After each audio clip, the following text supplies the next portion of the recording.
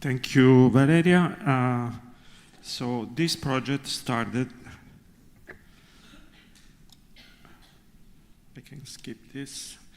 This project started with the observation that the ATP12A protein, which is a proton pump, is overexpressed in the airways of CF patients. You can see here images from explanted bronchi, explanted lungs from which we took the bronchi, we made dissections, and we look at the expression of ATP12A in green, which becomes yellow because there is a overlap with mucin MUC5AC.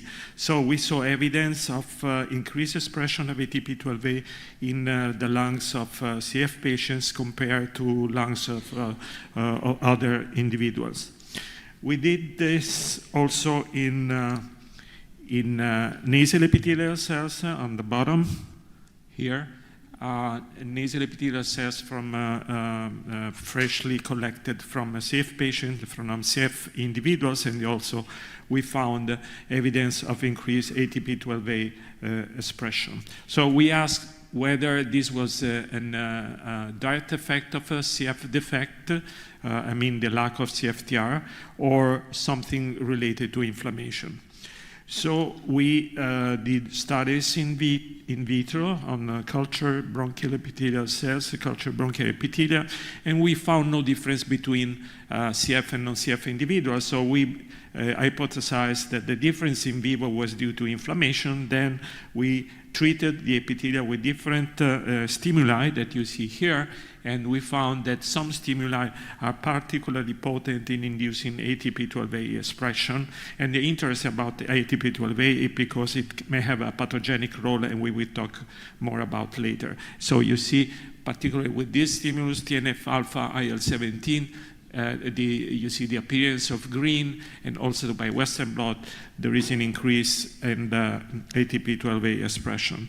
So we asked whether there was more events occurring under these inflammatory conditions, and therefore we analyzed the transcriptome of bronchial epithelia treated with the IL-17A plus TNF-alpha, and you can see here on the left part, these are data obtained by bulk RNA sequencing, and you can see that there is a very strong increase in expression of several genes. Consider this is a logarithmic scale. On the top of the list, the most overexpressed gene is this SLC26A4, which is an anion exchanger. About 40-60-fold increase is the top gene. And there are also other genes involved in ion transport, but also in the chemokine cytokine signaling, like CSF3, antibacterial molecules like defensin 4A. And if you perform a bioinformatic analysis of these transcriptomic changes, you can see here, probably you can read that there is response to bacteria, response to liposaccharide defense response, and the recruitment of neutrophils. And this is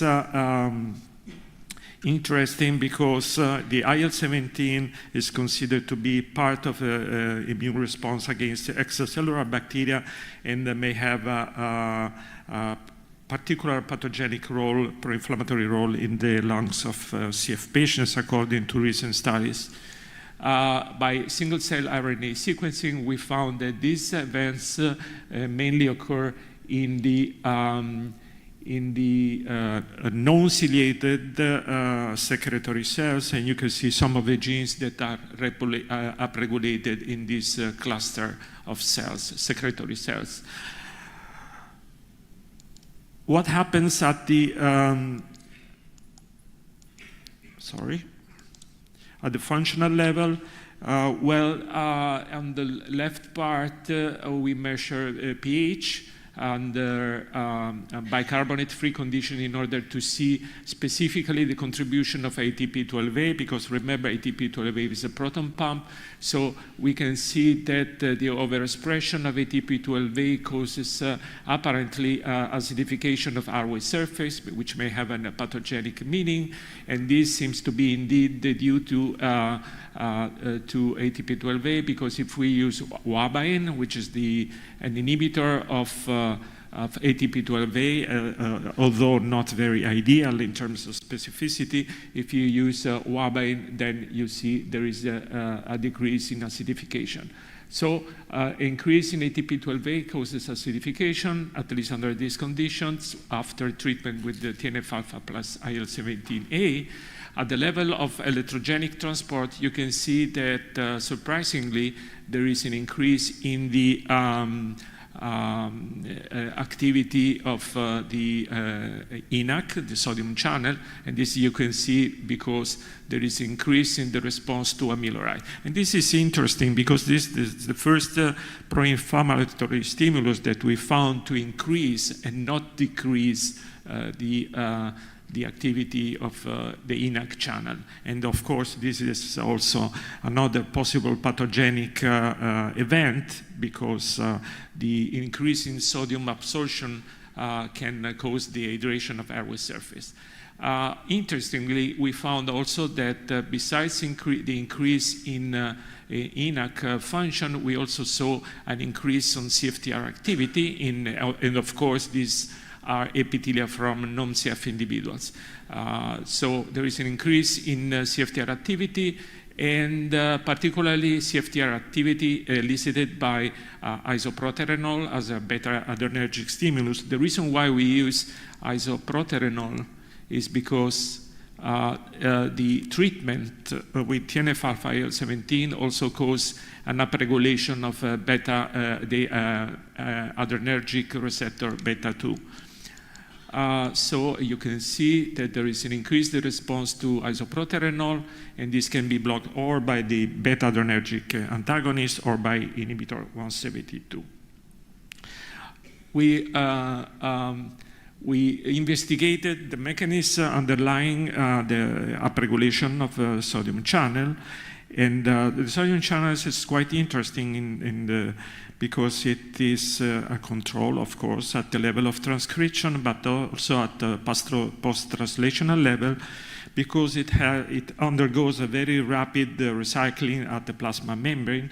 It goes to the membrane, and then in a few minutes, you can see that the half-time at the cell surface, only 12-15 minutes, is rapidly internalized and can be recycled to the membrane or targeted for degradation. So we investigated how and why the ENaC was upregulated in epithelia with the IL-17 plus TNF-alpha, and what we did was to devise this assay in which we added the Camostat. Camostat is an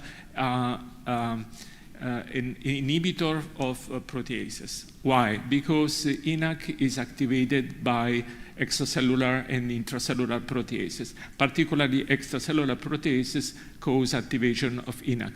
So if we block such proteases with Camostat, we obtain a rundown due to the fact that the new channels arriving at the membrane are not activated. So under this condition, we can see the internalization. So what we found is that the rate of internalization of the ENaC channel was delayed in epithelia treated with IL-17 plus TNF-alpha. And the half-time is, you can see here, and this occurs for non-CF and CF epithelia. So the internalization is delayed. And this is due to upregulation of SGK1. I will not go back to the slides of a single-cell sequencing, but maybe you can remember that one of the genes that is upregulated by cytokine treatment is the kinase SGK1, and this kinase is able to delay the internalization of INAC. And when we found that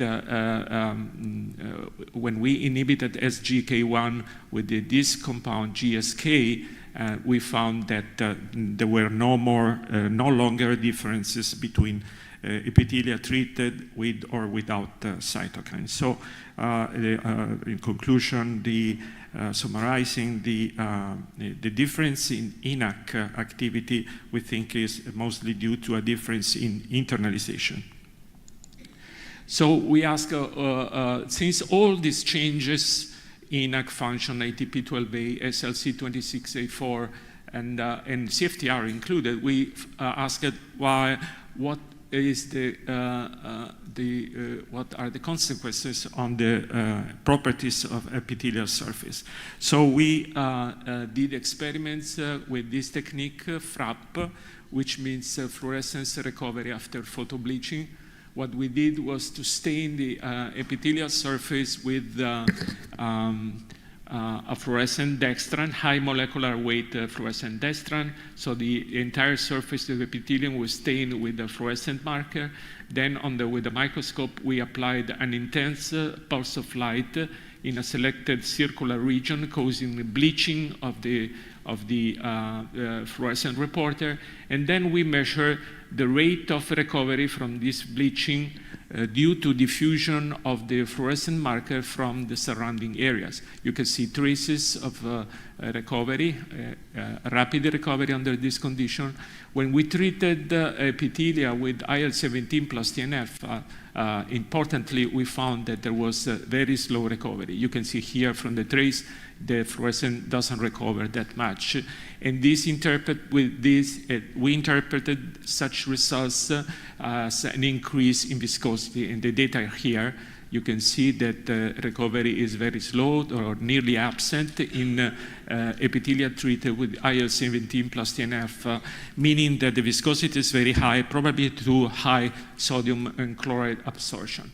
But if we stimulate the epithelia treated with IL-17 plus TNF-alpha plus with isoproterenol to activate CFTR, then we see a rapid recovery. So CFTR can cause the epithelium to recover from this high viscosity. And because of this CFTR involvement, this doesn't occur in CF epithelia. You can see here high viscosity, normal viscosity in the CF epithelia, which was to some extent maybe surprising or maybe not. With the cytokines, there is a high viscosity, and this high viscosity persists in epithelia treated with isoproterenol. So it looks like CFTR is important to switch the epithelium to fluid state.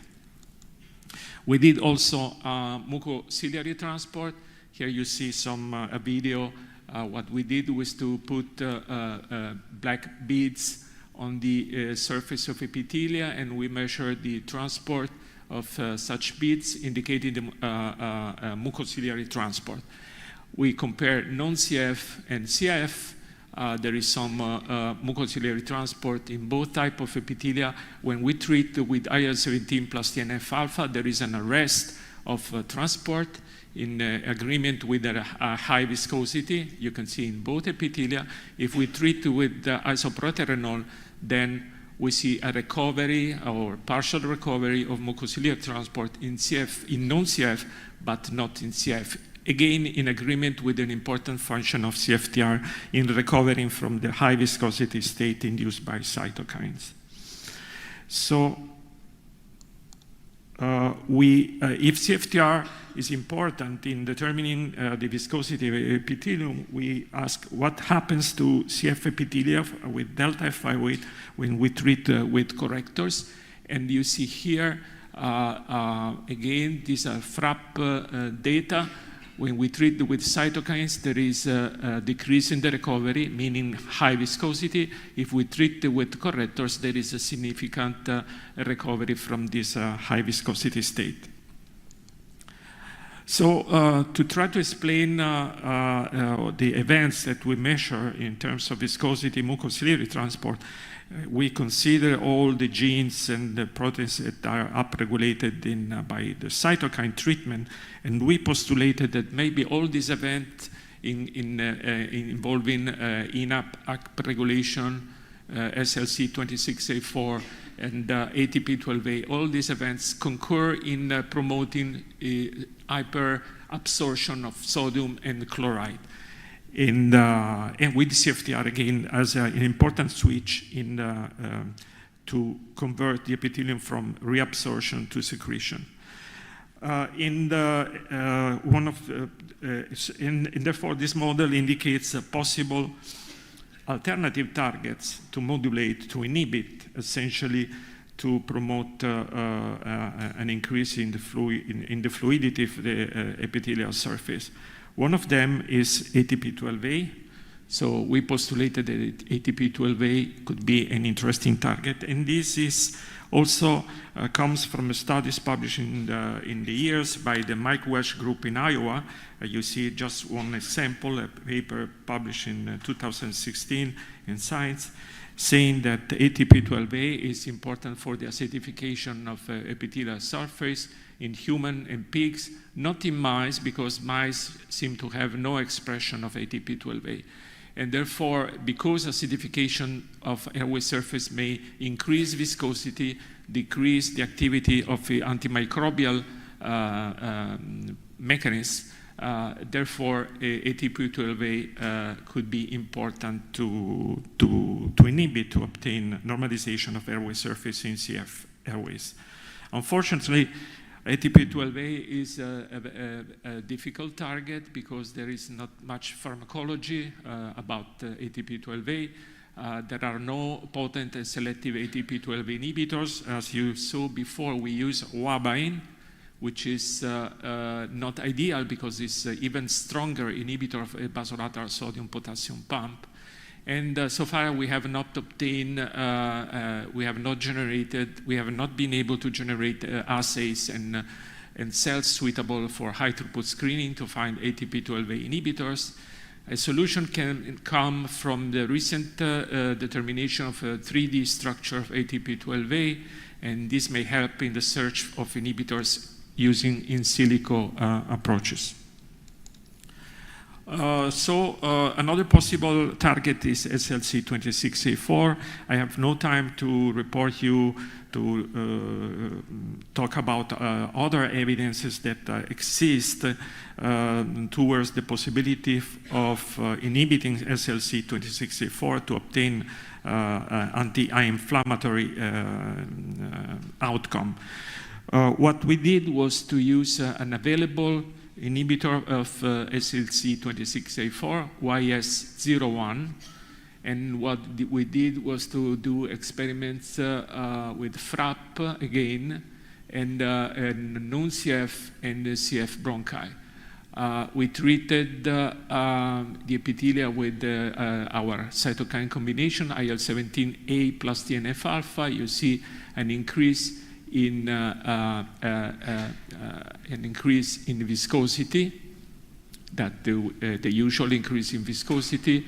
And when we use YS01, the inhibitor, we see that the viscosity decreases. There is an increase in fluidity in non-CF, and this happened to some extent also in CF bronchi. Just indicated that maybe SLC26A4 inhibition could be a solution to contrast the effects of this inflammatory condition. And what we are trying to do now is to knock out by CRISPR-Cas9 SLC26A4 in epithelia to see whether we can obtain similar results. So in conclusion, TNF, this cytokine combination induces a high viscosity state and in epithelia, and this may resemble what happens in vivo, particularly in CF patients. And CFTR seems to be important in controlling the conditions and the switch in the epithelium from a hyperviscous state to fluid state. And in the absence of CFTR, what we propose, what is happening in the CF airways, there is triggering of a hyperviscous state that perpetuates the inflammation, the infection, and the impairment of mucociliary clearance. And in conclusion, SLC26A4 and ATP12A may represent alternative targets to improve mucociliary clearance in CF, particularly for patients with undruggable mutations. So I want to thank my collaborators, my internal collaborators. I want to thank in particular, mention Daniela Guidone, who did most of the work in this project. And Daniela Guidone will talk briefly about the continuation of a part of the studies. And I didn't mention the results, further results, because she will talk about that later. And I want to thank, of course, Fondazione Fibrosi Cistica and the delegations that supported and adopted our project. Thank you.